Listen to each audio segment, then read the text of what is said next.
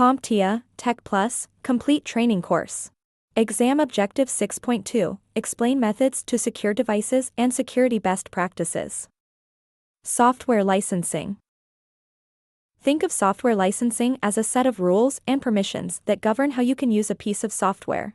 It's like a digital contract between you and the software creator. These licenses spell out what you can do with the software, whether you're allowed to modify it, how long you can use it, and whether you're permitted to install it on one device or several. To make this next topic easier to visualize, imagine software as a recipe. With open source software, the recipe, or source code, is openly shared with the world. Anyone can view it, change it, and even share their improvements. It's like a community cookbook where everyone is welcome to add their own twist. This approach encourages collaboration, transparency, and faster innovation. Developers from all over the world can contribute fixes, add features, and help improve the software over time. In contrast, proprietary software is more like a secret recipe that only the original creator is allowed to see. The source code is hidden, and users are not permitted to modify or distribute the software. When you use proprietary software, you're not buying the program itself, you're purchasing a license to use it under specific terms set by the developer or company. These terms often include restrictions on copying, sharing, or altering the software. While you don't have access to the underlying code, proprietary software is typically maintained by a dedicated development team that handles updates, bug fixes, and technical support.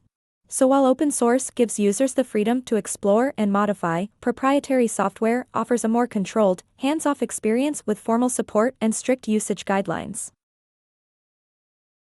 Now let's shift to how software is licensed in terms of payment and usage duration. The two most common models are subscription licensing and one-time purchase. Subscription-based licensing is more like a service. You pay on a regular schedule, such as monthly or annually, and as long as your subscription remains active, you can continue using the software. This model ensures you always have access to the latest features, security updates, and technical support. Subscriptions offer greater flexibility and ongoing improvements, but they also require continuous payments that can add up over time.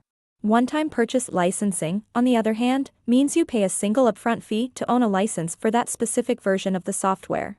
Once it's installed, you can use it indefinitely without any additional payments. However, you won't automatically receive future updates or new features unless you choose to purchase a newer version later. This model can be more cost-effective over the long run, especially if you're comfortable sticking with the same version for an extended period. No matter the license type, many software products also require a product key during installation. A product key is a unique combination of letters, numbers, or characters that acts as a form of verification. It ensures that the copy of the software being installed is legitimate and has been properly licensed. This key unlocks full access to the application, confirming that the user has the right to use it.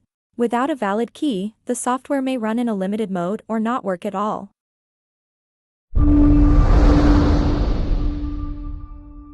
Thank you for watching. Subscribe for more great content.